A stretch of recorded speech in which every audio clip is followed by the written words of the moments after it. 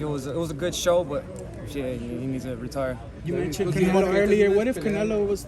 ¿Consideras que esta es una pelea, que esta pelea es como un escalón para pelear con Benavidez y Bol? Pues yo creo que sí, yo creo que esta la pelea es la mejor pelea para hacer ahorita en este momento. Yo creo que va a ser, y si no peleo contra Benavidez después de esta pelea, va a ser buena experiencia para prepararme para eso. Para ti, ¿quién ganó esa pelea?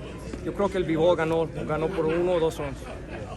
What do you make of the nerves that were displayed by David Morrell up on the stage there? Maybe a little bit out of character. To be honest with you, I think, I don't know, man. I really don't know. I just know that when it comes to me and him, you know, at the end of the day, it's only going to be us in that ring. But I'm here to show him that, you know, I'm going to keep this energy up. And, you know, he's in for a long, long night. When I tell him I'm going to break his mouth, that's really what I want to do. I'm not playing around.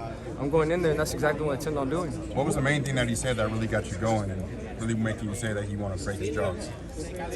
I can't remember word for word what it was, but you know, I mean, you guys have heard him. You guys have seen that he's been saying that he's gonna knock me out, that I'm not nothing, this and that. So now it's time to live up to that. Why his jaws? Why not ribs?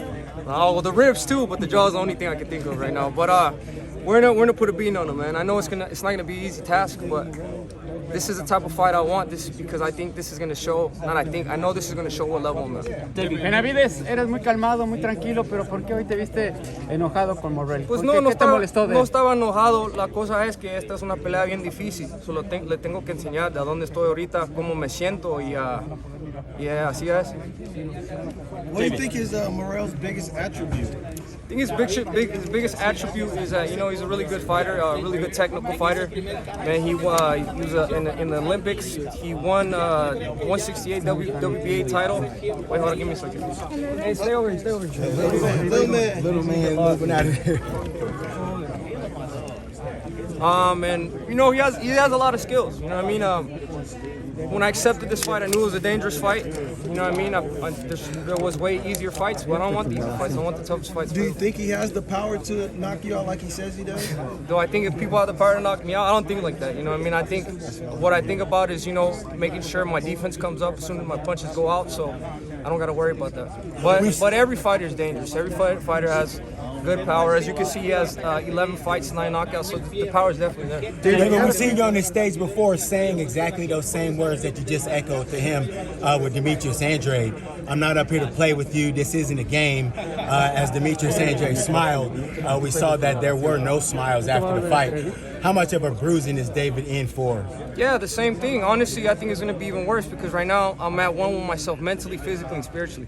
This is the best I've ever felt. You know, I was training for the past 3 months because I was getting in my head ready that I was going to fight Bivol Benavidez. So where I'm at right now, man, I'm extremely strong, confident, and I think this is going to be my best fight. David, back to you because you're not. You mentioned Canelo, but you're not waiting for him. You're creating your own legacy. Back-to-back, this fight is a triple threat, man. You could have lost either of those fights. You went out, you shined with this one.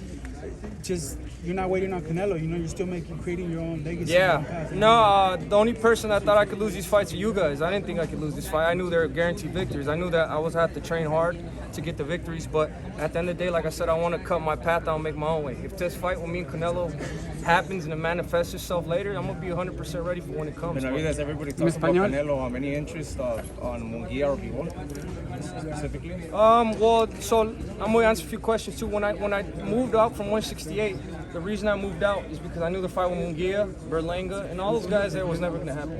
I got a lot of criticism saying that while this fight's gonna happen, and it probably potentially would have set us up for Canelo, but those guys did not want to fight me. But whoever wants to fight me, I'm 100% ready to fight whoever, whenever.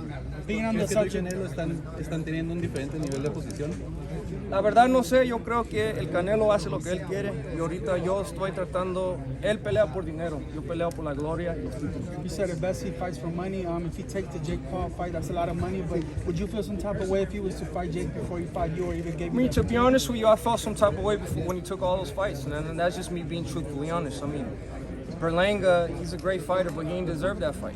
Well, I mean, I don't know, I don't think he deserved that fight, but you know, like I said, I'm just fighting the best of the best. I'm not doing no more talking no more. I'm just letting the track record speak for itself. David, got a question about motivation. I know when you were a kid, you used to get called fat by other people and you used to take that energy into a ring. But where you are in life now, you've got a beautiful family, you take your kid everywhere. Yeah. Do you still take that energy back into the ring, even though, you know, you've grown so much as a father, as a as a husband. You know, you mean so much to a lot of fans. Yeah, that's the key. You know, you have to learn how to use some type of energy to your advantage sometimes. I think that it's always going to be a stable, like what got me mad and what got me angry to go into the gym, and I'm always going to let that keep leading me to the gym and keep doing what I'm doing. Do you think it'll be easy fighting Morrell because he provides something that you are motivated to come into the ring because you want to break his jaw, you say? I mean, I don't think it's going to be easy, but that's why we work so hard in the training camps. We work hard in the training camps to make the fights look easy, so we'll see what comes February 1st. David, was la pelea desarrollándose con lo que mencionaste la técnica de Morrell? ¿Cómo te lo imaginas? Pues yo creo que es un peleador bueno, que se mueve mucho,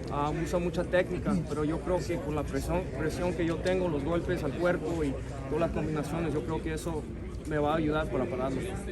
David, ¿qué te pareció la pelea de Zurdo Ramírez que unificó títulos en peso crucero? Le quiero mandar un saludo a Zurdo Ramírez, and I want to congratulate him porque es algo, it's something really, I'm proud of him. Basically, what I'm trying to say, es un peleador muy bueno, se lo merece todo y ojalá un día podamos pelear en ese peso crucero y a ver qué y si lo podemos hacer. Como lo mencionas en un día esa pelea de dos mexicanos, también mencionaste Bivol, Better Beef, si se hace revancha quieres ser el ganador y como dices el día de mañana frente al Zurdo, que lo conoces también muy bien. Sí, pues, por eso estamos preparando muy duro, estamos entrenando bien duro, estoy bien enfocado ahorita y yo estoy listo para todo lo que viene. Were you surprised how good Beterbiev looked against Bivol? Because originally you thought Bivol would win. I thought they both looked amazing, honestly. I think it was a great fight, the one that goes down for ages. I just thought that as of being a little bit more technical and more eye-catching shots, I thought Bivol had it. But as of the person that put more damage, I think Beterbiev hurt Bivol more. But I think it's at the end of the day, it's boxing. If you hurt him and don't really knock him out or don't do nothing to drop him, I think it's the person that's landing most of the shots should win. Who do you think wins the rematch?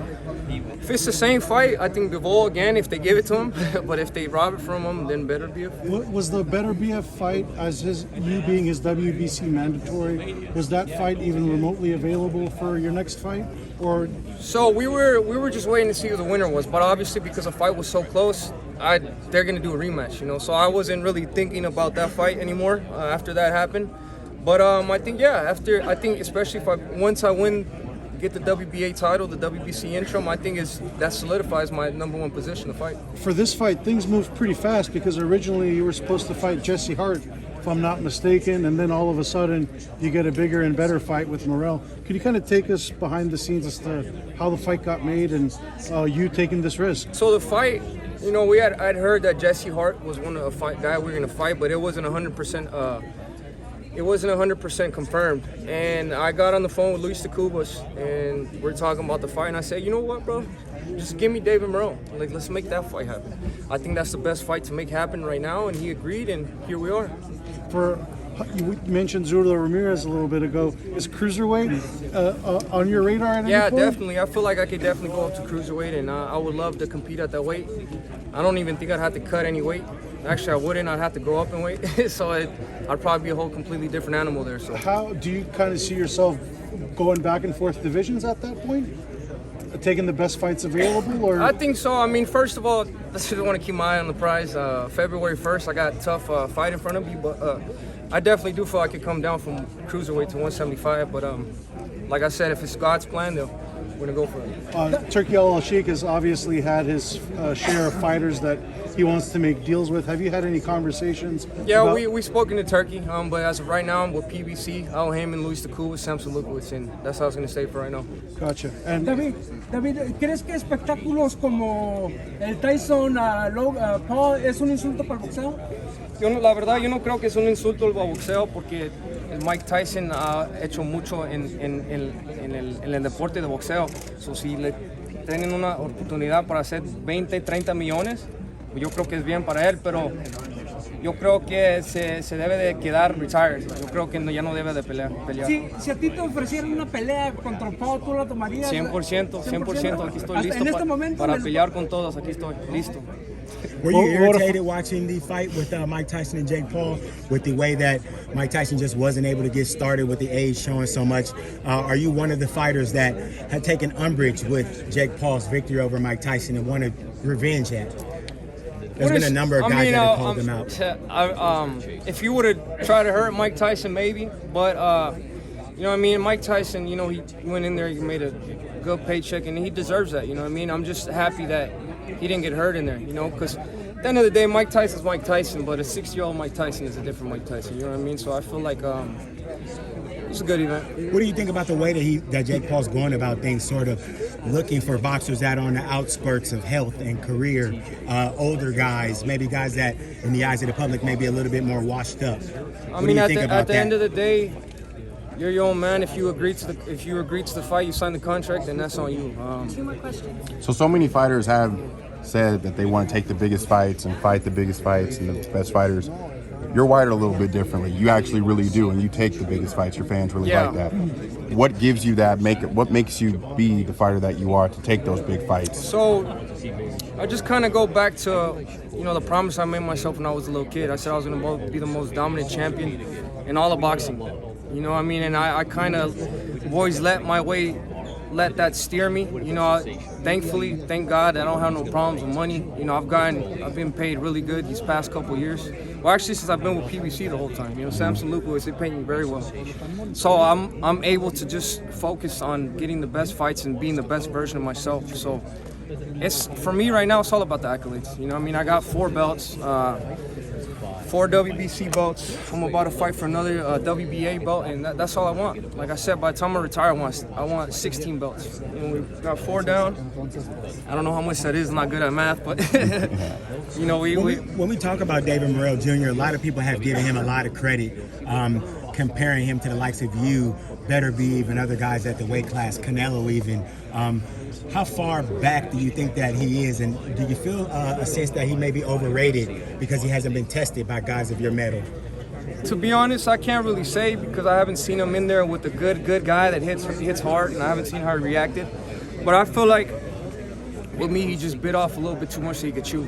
And that's why I'm saying you got to be really careful what you ask for, because I might be there to give it to you. David, we were talking about Jake Paul earlier. He has his eyes at 175 champion Benavidez now, and Daniel Dubois wants to fight him. I'm curious, what would a fight between you and Jake look like? Would it get out of the first round, or? Jake is my friend, but I don't know. What do you think with him? What do you think about him as the promoter, though? Putting Amanda Serrano and Katie Taylor in such tremendous position to make as much money as they did. What do you think about the events? Kind of different than what we've seen in boxing. You know, so that's another side of Jake Paul. Why I don't have a problem with anything he's doing, because he promotes himself really well. He's giving these other fighters that were not making no money a chance to eat, and now they're making millions of dollars, and they're giving them a big stage to perform on. You know what I mean? So at the end of the day, people, they just got to see that. He brought 60 million viewers. Him and Tyson, 60 million viewers on Netflix. That's never been done in anything in boxing on Netflix. You know what I mean? So he's bringing, the more eyes he brings to the sport, is the better. You know, from us, where we're from, a lot of people that grew up like me, you know, we're from rough areas. They're not good. We trained in gyms. They're all fucked up. So these are the only types of people we're around. For him, you know, he started in Disney. You know what I mean? So those are other crowds of people that he can put into boxing. You know, maybe a little kid that was very rich, very wealthy, might see Jake Paul and maybe want to get into boxing, and maybe he becomes the best boxer like that. You know what I mean? So the more fans you get, the more people you touch with boxing, that's good with me. You know, I do love that. Let's move on from Jake Paul, guys. Let's talk about this fight, all right? A couple more questions. Un español, David. David, en un día donde los peleadores como el Canelo no quieren tomar los retos difíciles, tú vas contra alguien que los llaman como un cucuy del boxeo. ¿Qué es lo que te motiva a poner dinero a un lado y tomar ese tipo de retos? Pues la verdad, lo que me motiva más son los cinturones y las peleas que le doy al público. Yo creo que esta pelea va a ser la más difícil pues ahorita de todo boxeo, pero yo creo que eso es lo que quieren los fans. Quieren mirar dos guerreros que se peleen y que le den un espectáculo a todos los fans. So eso es lo que vamos a hacer y eso es lo que me motiva. Have you watched David Morrell fight? No, I don't even know who he is. All right, that's it. Thank you, guys. Thank you.